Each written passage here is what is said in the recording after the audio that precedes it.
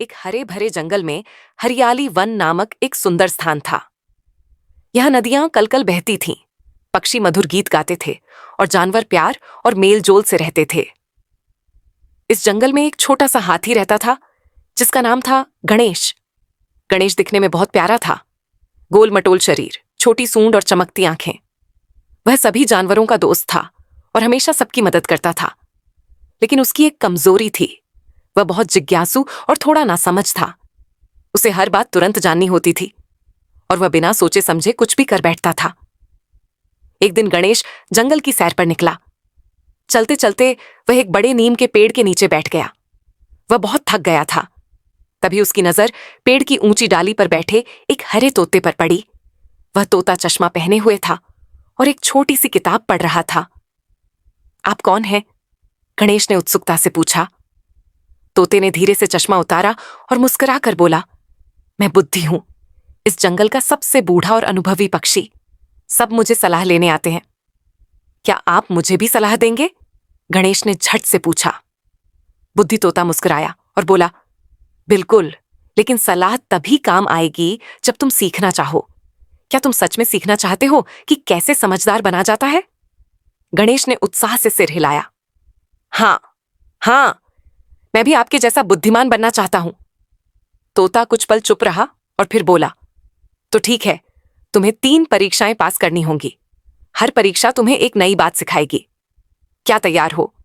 मैं बिल्कुल तैयार हूं, गणेश ने खुशी से चिल्लाते हुए कहा। पहली परीक्षा, संयम की परीक्षा। तोते ने एक बड़ा मीठा रसदार आम निकालकर गणेश को दिया। इस आम को 2 दिन तक मत खाना। अगर तुम इंतजार कर सको तो समझो कि तुमने अपने मन पर जीत पा ली।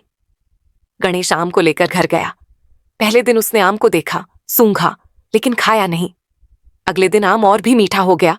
उसकी खुशबू से पूरा कमरा महक गया। गणेश के मुंह में पानी आ गया, लेकिन उसने खुद से कहा, नहीं, ये परीक्षा है। अगर मुझे बुद्धिमान बनना है तो मुझे खुद पर काबू रखना होगा। उसने आम को अलमारी में रख दिया और दूसरे दिन तक नहीं छुआ। जब गणेश आम लेकर वापस आया, तोता बहुत खुश हुआ। वाह, तुमने खुद को नियंत्रित किया। यही असली शक्ति है, अपने मन को समझना। दूसरी परीक्षा, निस्वार्थ मदद। अगले दिन बुद्धि तोते ने कहा, अब तुम्हें बिना किसी उम्मीद के किसी की मदद करनी होगी। सच्चा दिल वही होता है जो बिना इनाम के मदद करता है। गणेश जंगल की सैर पर निकला। चलते चलते उसने देखा कि एक खरगोश की टांग झाड़ी में फंस गई है और वह दर्द से कराह रहा है। ओह, रुको, मैं अभी मदद करता हूं, कहकर गणेश ने अपनी सूंड से झाड़ी हटाई और खरगोश की टांग को धीरे धीरे बाहर निकाला। खरगोश बोला, तुमने मेरी जान बचाई।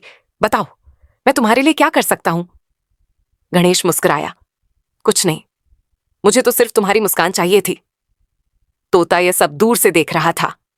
वह उड़कर आया और बोला, बिल्कुल सही, सच्चा मददगार वही होता है जो बदले में कुछ ना चाहे। तीसरी परीक्षा, समझदारी का चुनाव।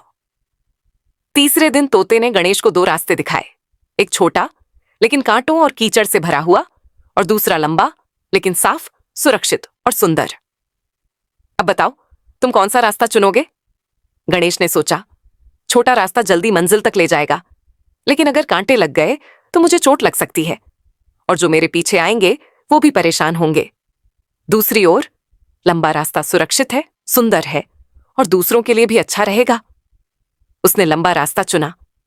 बुद्धि तोता खुशी से बोला, तुमने अब सोच समझकर निर्णय लिया।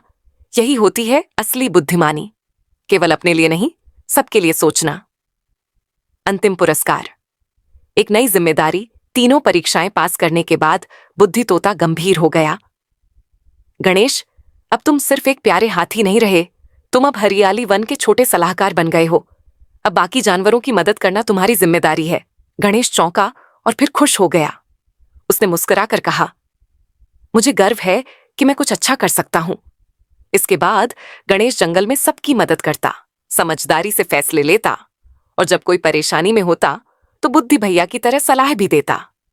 धीरे धीरे वह सभी जानवरों का चहेता और आदर्श बन गया। शिक्षा, संयम रखने वाला ही सच्चा विजेता होता है। बिना स्वार्थ के मदद करना सबसे बड़ा गुण है। सोच समझकर निर्णय लेना ही सच्ची बुद्धिमानी है।